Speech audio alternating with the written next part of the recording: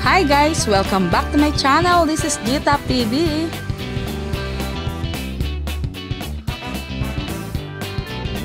Hi guys! Dahil mainit ang panahon ngayon, magagawa tayo ngayon ng Okinawa at saka cookies and cream. Nagpakulo muna ako ng tubig para magawa ng black pearl.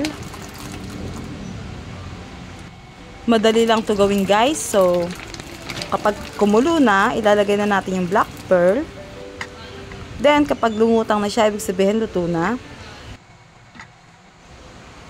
Pagkatapos, nung naluto na, nilagyan ko na ng asukal.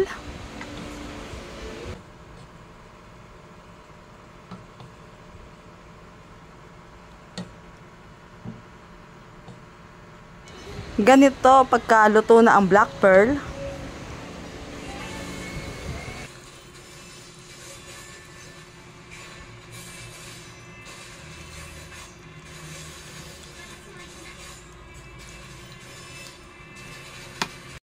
Eto na guys, nagtimpla na ako ng 1 liter na Okinawa.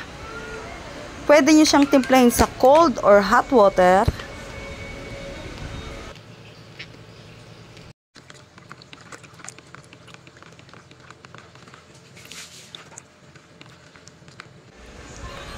Hindi po siya pang benta, so ini-stock ko lang po siya sa rep.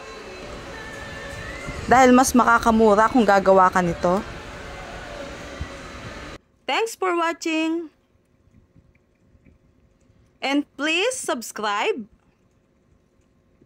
like, and click notification bell for my new videos. Bye for now.